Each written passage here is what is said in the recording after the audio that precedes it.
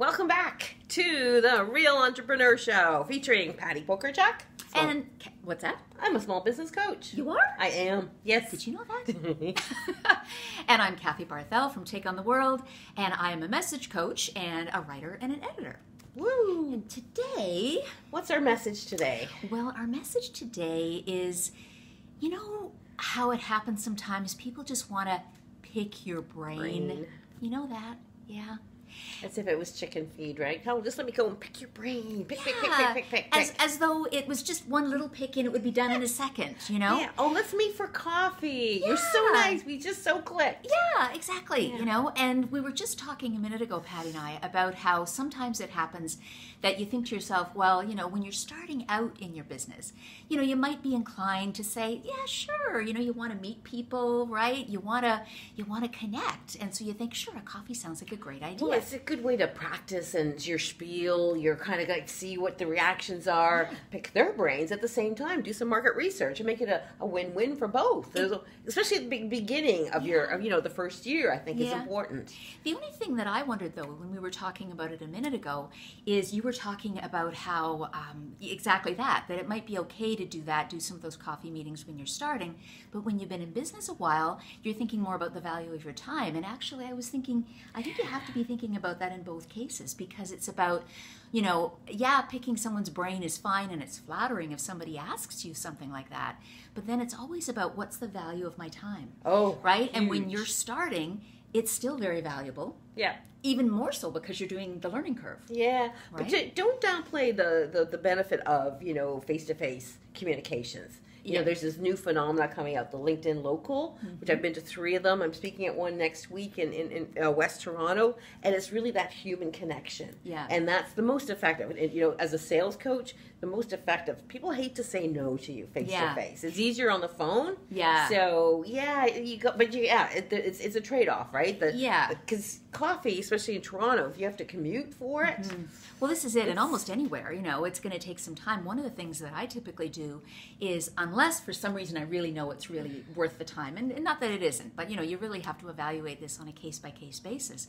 One of the things I'll say to somebody, and I would suggest that you might do, is say, let's do a call. You know, I'd love to do a call. Let's have a chat on the phone and see if, you know, if maybe we're a fit to do coffee. Yeah. And then, you know, so like you don't pre-drink, and like instead of pre-drinking, it's pre-drink. Exactly. Like the pre-drinking or the pre-dating. You check them out on the phone before you make the commitment for coffee. Exactly. Actually, kind of works. That is really important. That's my big mistake when I did my first online date. I didn't talk to anyone first, and what a mistake! Oh my goodness! Awful. Yes, awful. And so that would be my first tip. And another thing, not necessarily the picking your brain, but just the value of your time. And really, what we're talking about here is setting boundaries, right? Whether it's in terms of the coffee meeting or whatever. And I've had people, you know, and we all get this. Somebody is connecting with you on LinkedIn or Facebook. And one of the things that I try to do is send them a message and say, hey, it's great. Thanks for reaching out. I'm just curious why you wanted to get in touch. Yeah. What interested you? Where do you think we have a common interest? Yeah. Or how can we help each other together? Yeah. Exactly. And oftentimes we just jump and think, oh, I guess I should connect. Or we look to see who they know that we know. And then we think, well, I guess this is a good idea. And that's not a bad idea.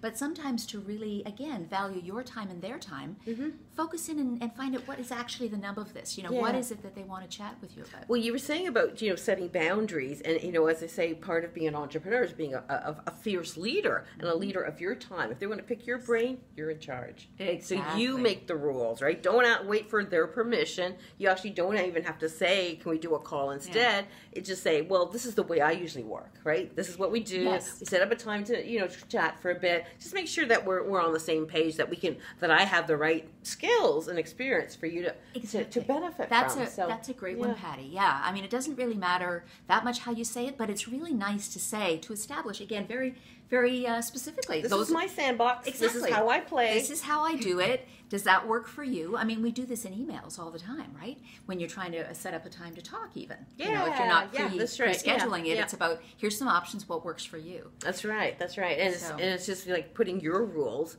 out there. And you know, as I said in earlier episodes, you don't get what you don't ask for. Yeah. So put your boundaries there, because your time is precious. Yeah. It's the only thing that we all have in common. There's only 24 hours in a day. And the other thing is, when about speaking about boundaries, is to make sure, like, again, as Kathy says, your time is valuable. When somebody says, oh, can you come and speak to my group?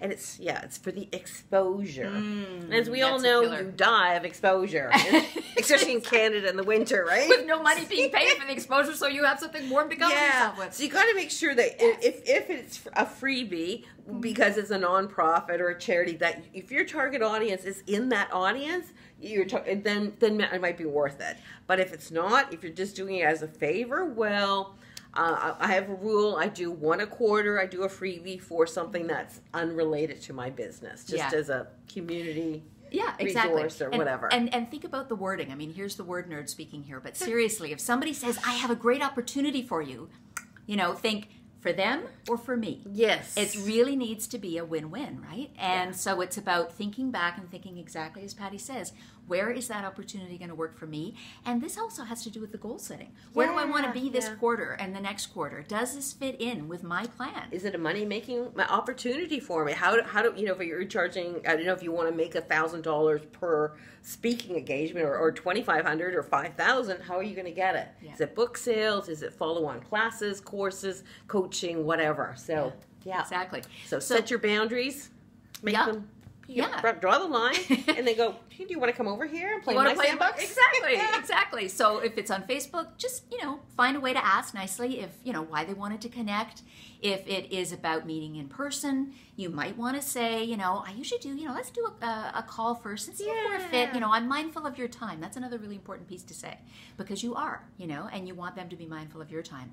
And then, as Patti says, in terms of the actual live events and speaking and so on, make sure that it's a fit. And if you're going to give away a freebie every quarter or so, which is a great idea, just have that in your plan. That's a boundary. You put the boundary on your time and what you're willing to do for free. And I always believe, I'm a big believer in giving to get. But I mean, you can give too much too. Exactly.